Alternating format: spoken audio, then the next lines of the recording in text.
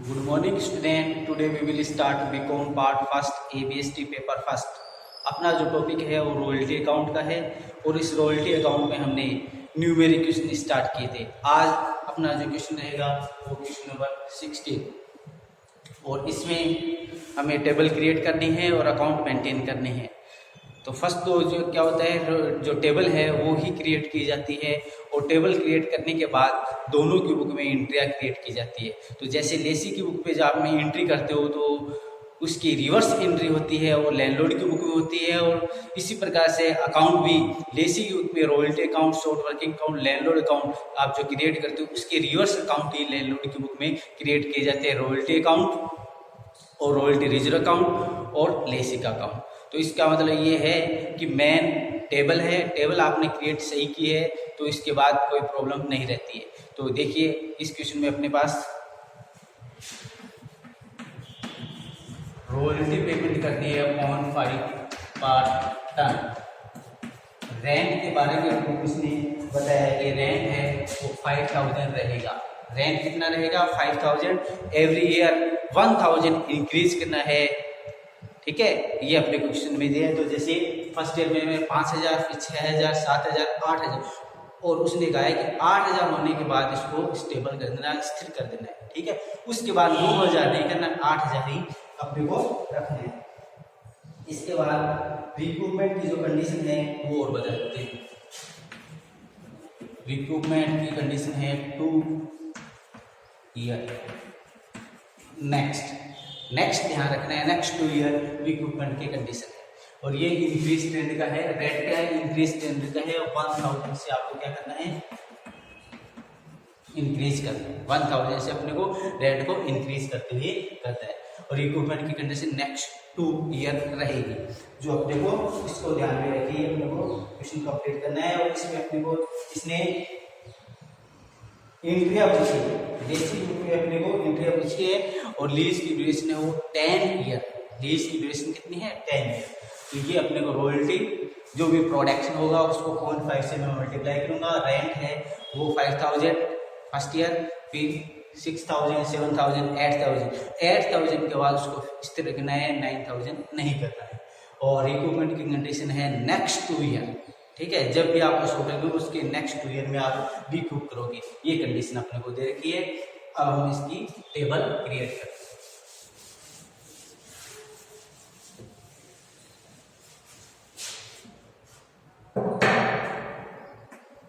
Year अपने पास 5 की detail है, इसलिए 5 लिख देते हैं। 1, सेकेंड, थर्ड, फोर्थ और फिफ्थ।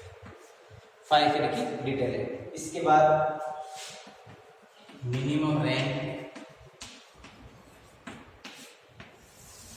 अब मिनिमम रैंक है वो 5000। 1000 से क्या करना है? इंक्रीज करना है। 7000, 8000 और फिर भी 8000। इस प्रकार से मिनिमम रेंट है वो अपने को इंक्रीज ट्रेंड रखना है। क्लियर? इसके बाद रॉयल्टी,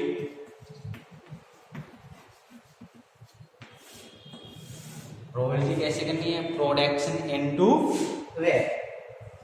तो देखिए प्रोडक्शन अपने को दे रखे हैं 5000, 8000, 10000, 20000 और 24000। देखिए स्टूडेंट, आपके पास जो बुक है उसमें हो सकता है जैसे मैंने रॉयल्टी बताया 0.5 आपके हो ₹5, उससे कोई दिक्कत नहीं है।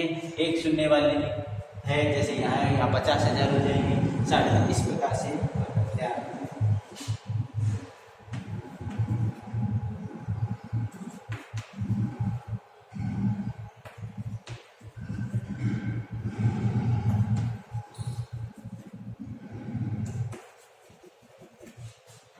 ठीक है। अब शॉर्ट वर्किंग की बात करते हैं। शॉर्ट वर्किंग और एक्सेस वर्किंग। शॉर्ट वर्किंग और excess working. Rent royalty compare करते हैं। रेंट दिखे माइनस में लिखेंगे, रॉयल्टी दिखे प्लस में लिखेंगे।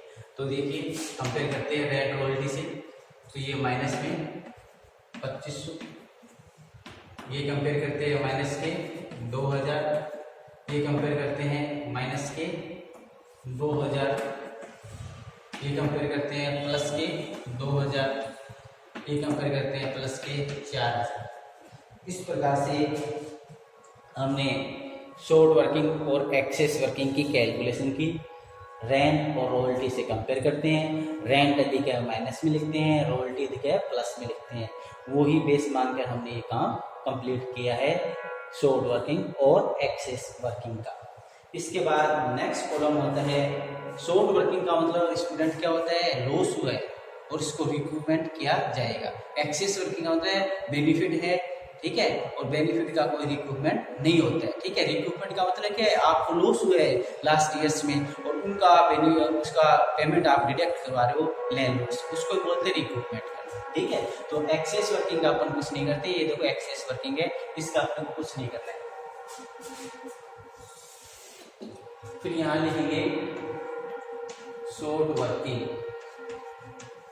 रिकूप और P&L, रिकूप और P&L। फिर लिखते हैं आप नेट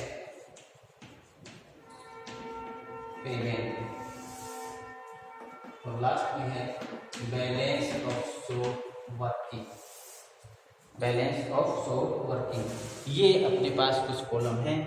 रिकूप में अपन क्या लिखते हैं, यहाँ पर नील नील। रिकूप में क्या होता है, फर्स्ट ईयर में नील लिखा जाता है, P&L में भी नील लिखा जाता है। अपने को नेक्स्ट 2 ईयर है तो ये जो लॉस है उसके 2 ईयर कब होंगे 1 और 2, इसके 2 ईयर कब होंगे 1 और 2, इसके कब होंगे 1 और 2। तो इस प्रकार से अपने को ध्यान रखना, नेक्स्ट 2 ईयर का मतलब है जिस वर्ष लॉस हुआ है उससे आगे वाले 2 वर्ष रिकूपमेंट की कंडीशन रहती है, ठीक है। पेमेंट की हम बात करें तो रेंट रॉयल्टी भी चीज हायर पेमेंट करते हैं, तो ये भी चीज हायर हो गया है 5000। बैलेंस ऑफ शॉर्ट वर्किंग यहाँ से देखते हैं 25। फिर चलते हैं net payment which is higher 6000 और बैलेंस पहुंच गया है 4500। फिर चलते हैं नेट, अब एक की डेट एक्सपायर हो चुकी है, इसके 2 ईयर हो गए 1 और 2, तो यहाँ पर लिख देंगे 25। फिर चलते हैं विच इज हायर और बैलेंस पहुंच गया है फिर आपके 2000, ठीक है। ये आपने राइट ऑफ कर दिया, राइट ऑफ करने का मतलब है बैलेंस कम कर दिया।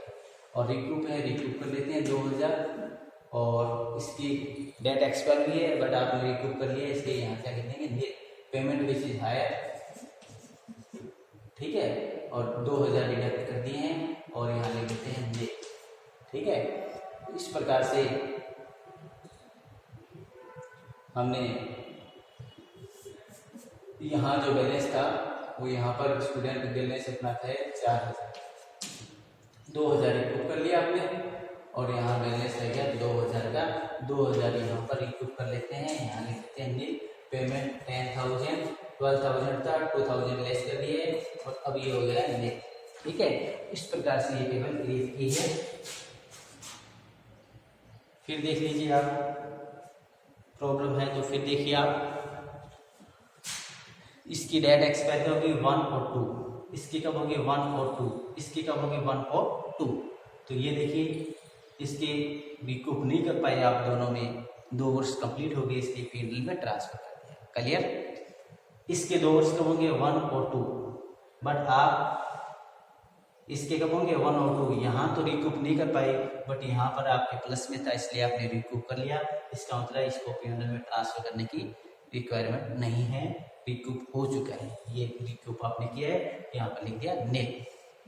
फिर चलते हैं, फिर देखिए आप, इसकी डेट एक्सपायर कब होती है 1 और 2, तो यहाँ प्लस के हैं, आपने अपने 2000 रुपये रिकूप कर लिया, क्लियर, और ये हो गया नेट। इसी प्रकार से ये मैंने क्यों किया है, इसकी डेट एक्सपायर हो गई, रिकूप नहीं कर पाए इसलिए P&L में ट्रांसफर किया है नेक्स्ट 2 ईयर की कंडीशन के अकॉर्डिंग।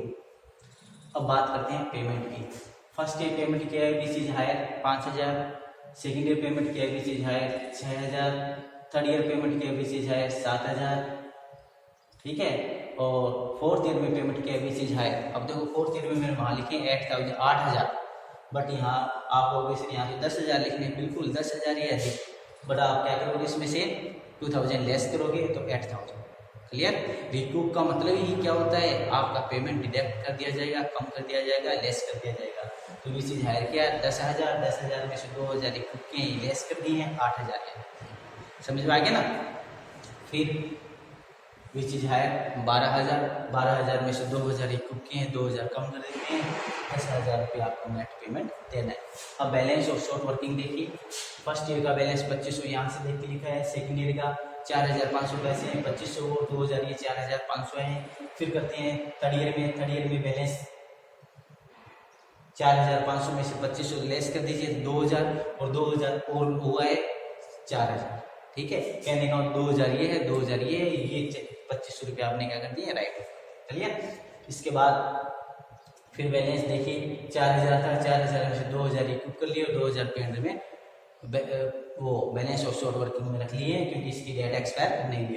अब लास्ट ईयर में 2,000 बैलेंस है, तो लास्ट ईयर में अपने एक्सेस वर्किंग है इससे रिकूप कर लिए, इसलिए बैलेंस वो नील हो गया। इस प्रकार से स्टूडेंट ये टेबल क्रिएट कर ली है हमने, आप नोट करिए। फिर अपने को एंट्रिया करनी है 5 ईयर के लिए, लेसी की बुक में एंट्रिया करके बतानी है। शाबाश, इसको नोट करिए। फिर हम एंट्री स्टार्ट करते हैं।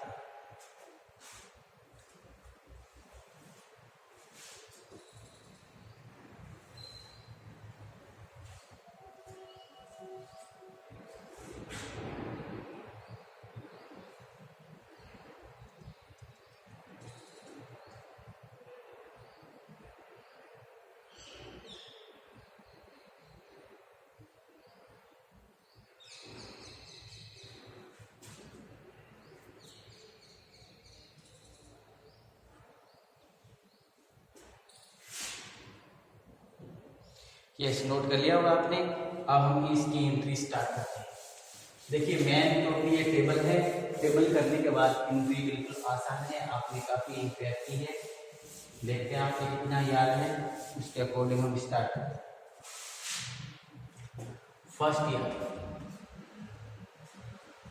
फर्स्ट एंट्री होती है royalty account DR, so working account DR to landlord, so royalty DR, so working DR to landlord. ठीक है, ये अपनी फर्स्ट एंट्री होती है। अब रॉयल्टी कितनी है टेबल में देखिए, ठीक है, कितनी है, शॉर्ट वर्किंग कितनी है, और टोटल यहाँ लिख देंगे 5। ठीक है, आप देखिए अपनी टेबल में आपने भी नोट किया, इसमें रॉयल्टी 2500 है, शॉर्ट वर्किंग भी 2500 है, वो हमने देख के यहाँ लिख दी। तो फर्स्ट एंट्री किसकी होती है student, royalty and short working due करने, रॉयल्टी और शॉर्ट वर्किंग को ड्यू करने की एंट्रियाँ होती है फर्स्ट। सेकेंड एंट्री अपन करते हैं landlord account DR to bank, landlord account DR to bank. तो landlord account DR to bank payment वाले कॉलम से देखते हैं, यहाँ लिख देते हैं 5,000। क्लियर, ये किसकी एंट्री होती है, ये पेमेंट करने की एंट्री होती है सेकेंड एंट्री में अपन क्या करते हैं, लैंडलॉर्ड को पेमेंट करते हैं। तो पेमेंट का अपने पास टेबल में एक कॉलम है, वहां से इसको पेमेंट किया। Clear. Third entry,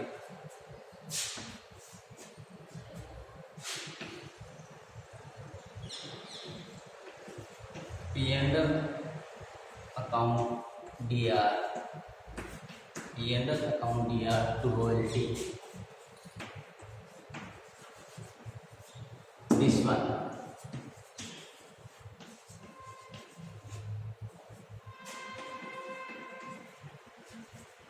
royalty transfer to P&L, each year की रॉयल्टी आपको P&L में ट्रांसफर करनी है। तो आप देख पा रहे हो फर्स्ट एंट्री में रॉयल्टी दिया है 2500, तो उसको मैंने P&L में ट्रांसफ़र कर दिया है 2500। ठीक है, तो इस प्रकार से अपने को first year, second year, third year यही 3 एंट्रियाँ करनी है मेन अपनी। जैसे ये अपनी फर्स्ट ईयर में ये 3 एंट्री है, ये आप देख पा रहे हो, ये फर्स्ट ईयर की है। हम second year, third year, fourth year entry करते जाएंगे, आप ये नोट कर लीजिए। फिर हम स्टार्ट करते हैं सेकंड ईयर। अब देखो सेकंड ईयर में मैं क्या कर रहा हूँ, आप भी अपने रजिस्टर में ऐसे क्लीन मत कर देना। मैं सेकंड ईयर आपको मैंने बता रखा है, एंट्री भी सेम, अमाउंट चेंज है वो अपन टेबल से देख के लिखेंगे। एंट्रियाँ यही होती है, ठीक है, आई थिंक आपको पता है सभी को। तो सेकंड ईयर भी स्टार्ट करते हैं।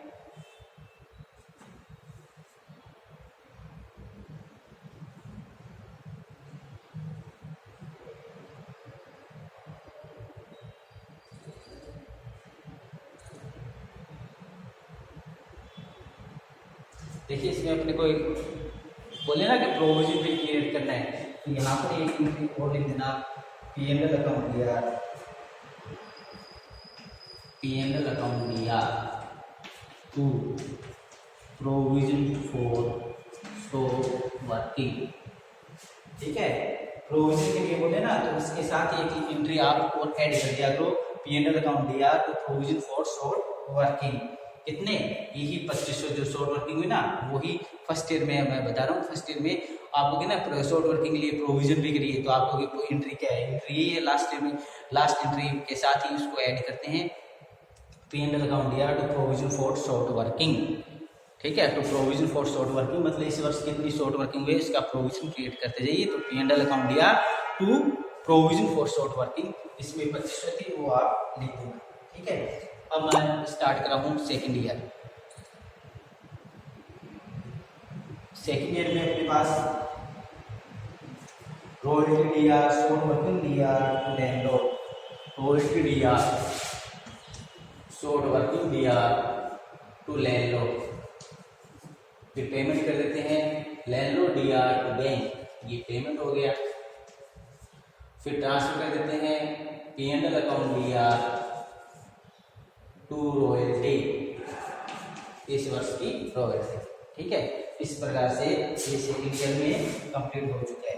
और सेकंड ईयर में लास्ट में एंट्री जो शॉर्ट वर्किंग हुई है उसके लिए P&L दिया provision for short working 2000। Second year में भी हुआ ना 2000, तो ये 2000 शॉर्ट वर्किंग के प्रोविजन क्रिएट करना हो। तो आप देख पा रहे हो, P&L अकाउंट दिया provision for short working 2000। First year में भी करनी है क्योंकि फर्स्ट ईयर में भी शॉर्ट वर्किंग है, और सेकंड ईयर में भी करनी है, सेकंड ईयर में भी शॉर्ट वर्किंग है। ये सेकंड ईयर की है, स्टूडेंट नोट कर लीजिए। इसी प्रकार से आप थर्ड ईयर स्टार्ट करिए। रॉयल्टी DR एंट्री यही है, थर्ड ईयर और करवा देते हैं आपको। Royalty DR, short working DR, ये 5000, ये 2000, ये 7000। Royalty DR, short working DR to landlord. ठीक है, दूसरी एंट्री में पेमेंट कर देते हैं, landlord DR to bank 7000, landlord DR to bank 7000। और थर्ड एंट्री है वो अपन देखते हैं। थर्ड एंट्री में क्या करना है अपने को,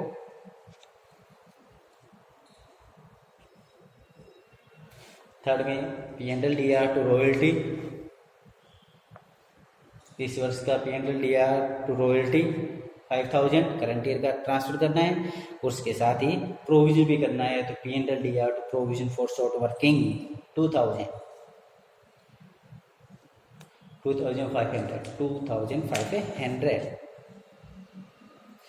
तो इस प्रकार से स्टूडेंट ये एंट्रियाँ आगे भी इसी तरीके से चलेगी। आप मैंने first year, second year, third year, आगे आप फोर्थ फाइव की जो भी है वो आप कंप्लीट करना।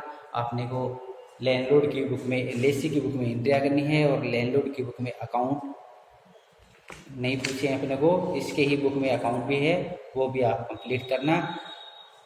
नेक्स्ट जो अपनी क्लास होगी उसमें वेरी मोस्ट क्वेश्चन स्टार्ट हो चुके हैं, ये सिंपल थे, अब 2-3 क्वेश्चन है वो काफ़ी वेरी मोस्ट है, क्योंकि उसमें रिक्रूटमेंट की कंडीशन है वो अधिक लगा रखी है। इससे वो टेबल है उसमें थोड़ी प्रॉब्लम रहती है, इसलिए वो क्लास आप मिस मत करना। और मैं तो ये कहता हूँ कि जितनी भी अपनी ABST की EFM BADM जो भी क्लासें होती है उसको आप अटेंड किया करो, ठीक है। ऑनलाइन क्लासें है तो इसको अटेंड करना चाहिए, ठीक है।